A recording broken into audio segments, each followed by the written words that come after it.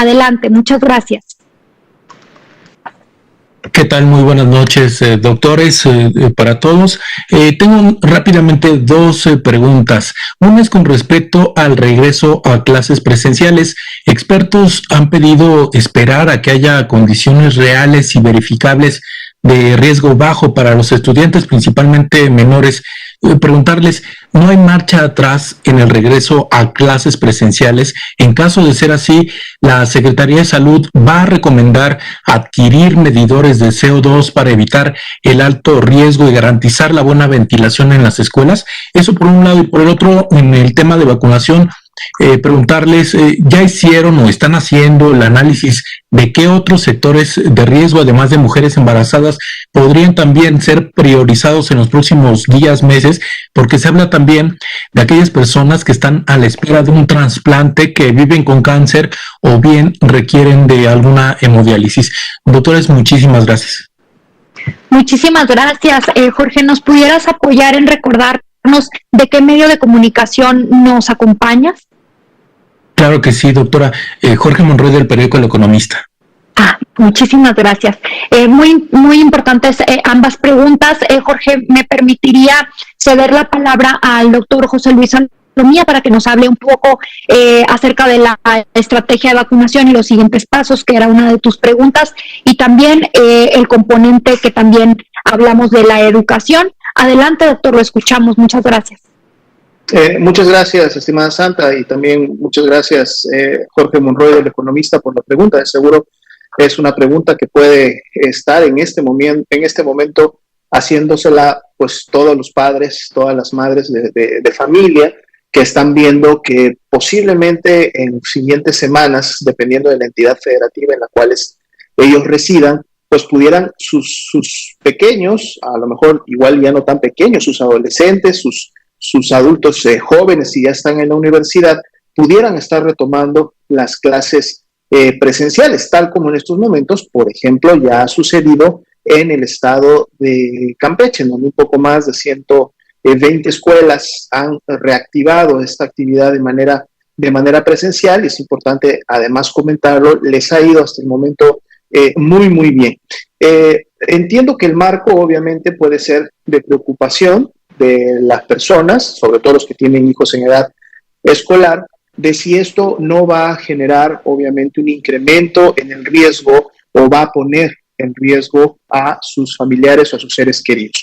Esto es precisamente lo que se ha contemplado para poder en su momento regresar a clases presenciales. Es decir, nadie va a regresar a clases presenciales si no se cumplen y no se tienen palomeados con checklist muchos de los elementos de seguridad que se deben de tener para un regreso a clases.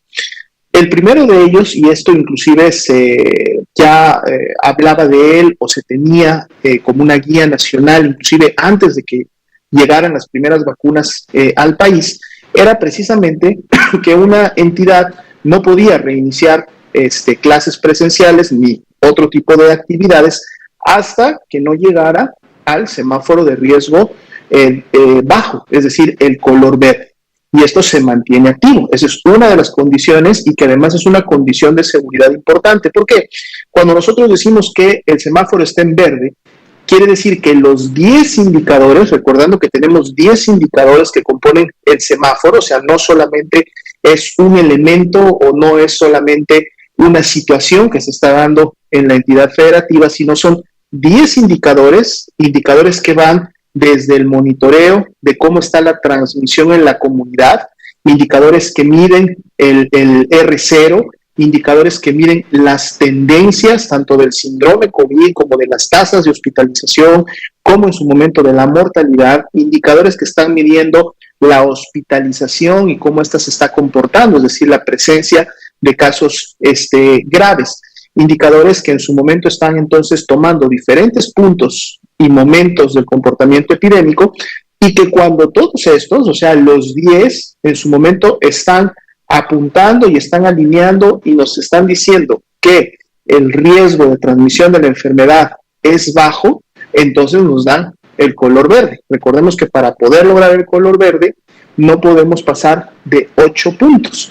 recordando que son 10 indicadores, quiere decir que prácticamente todos tienen que estar en el nivel más bajo de su medición, recordando que cada uno puede sumar 4 puntos. Entonces, para lograr 8 puntos, los 10 tienen que estar en los niveles más bajos. Entonces, esta es una primera condición y es importante porque entonces estamos hablando de este marco comunitario de seguridad en donde al tener la transmisión muy basal, la transmisión muy controlada, entonces el riesgo de contagios de por sí es menor. Pero entonces ahora a esto se le suma un nuevo elemento de seguridad que es precisamente el de la vacunación.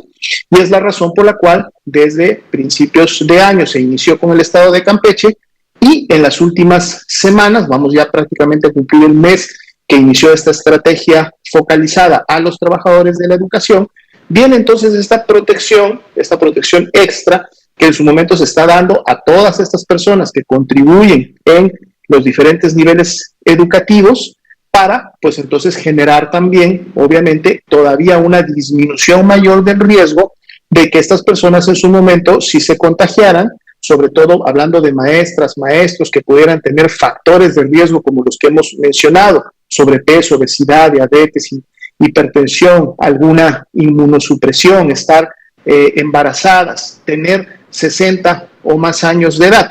Al estar vacunados, pues obviamente entonces también vamos a controlar el riesgo de que estas personas, si se contagian, puedan desarrollar enfermedad grave. Segundo elemento que se suma al tema de la seguridad. El tercero tiene que ver con todos estos lineamientos y con todas estas actividades que se van a realizar, además de estas dos primeras que acabamos de mencionar, se van a realizar en los planteles escolares y con los padres de familia para también contribuir a asegurar que pequeñines, adolescentes, jóvenes que pudieran estar desarrollando signos y síntomas de la enfermedad, pues obviamente no acudan a clases, ¿no? Más bien acudan a su consulta médica, su atención por un profesional de la salud, se mantengan resguardados en su domicilio si así lo amerita su condición de salud y por lo tanto a través del filtro que será desde el hogar, este filtro de corresponsabilidad con los padres de familia, pero además también el filtro que se da en su momento al ingresar a la escuela, pues obviamente se reduzca entonces la probabilidad de que una persona que tuviera la enfermedad pudiera iniciar una cadena de transmisión al interior. Hay toda una serie de medidas que van a asegurar la sana distancia al interior de las aulas, ya sea porque las aulas tendrán la suficiente capacidad de mantener a los alumnos con este 1,5 metros como mínimo, idealmente 2 metros de distancia entre ellos. Cuando el espacio físico no lo permite, viene esta actividad de el escaloneamiento de la asistencia, en donde algunos alumnos asisten los lunes y los miércoles, otros asisten los martes y los jueves y otro grupo los viernes para temas de reforzamiento. Esto directamente ayuda a bajar a un 50% la asistencia diaria, lo cual obviamente va a permitir mantener la sana distancia al interior de las aulas, en los patios escolares, a la hora de ingresar. Esto también va a mantener todavía la movilidad disminuida en el sentido de que no el 100% de alumnos y por lo tanto padres, tutores o personas adultas que contribuyen a transportarlos o el mismo transporte público cuando se utilice tendría que regresar nuevamente a niveles previos a la pandemia, sino que al estarse trasladando solo el 50% de los escolares, pues obviamente entonces esto también mantiene bajo control. Y finalmente protocolos que van enfocados a detectar de manera rápida y oportuna la presencia de casos sospechosos y que cuando así suceda podrán poner a un salón en autorresguardo o podrán poner a un plantel completo en autorresguardo por 14 días para evitar transmisión y contagios, pudiendo nuevamente reiniciar sus clases cuando este autorresguardo haya finalizado.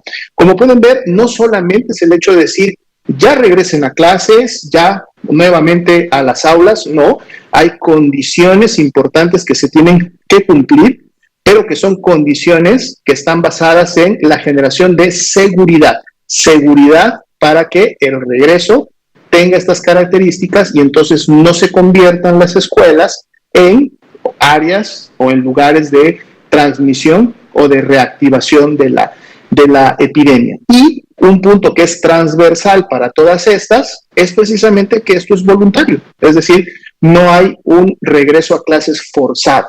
Si tenemos las condiciones que acabamos de mencionar, se implementan las acciones preventivas en las escuelas, pues entonces las escuelas están listas para recibir a los alumnos, pero esto no es obligatorio, es un consenso que se está llevando entre la Secretaría de Educación Pública, los padres de familia y obviamente todo el grupo de trabajadores de la educación para obviamente poder llevar a cabo esto. Entonces es importante tenerlo claro porque la seguridad es lo primero que se quiere guardar al llevar esto. Y rápidamente, por asuntos del tiempo, hablar sobre lo de hoy.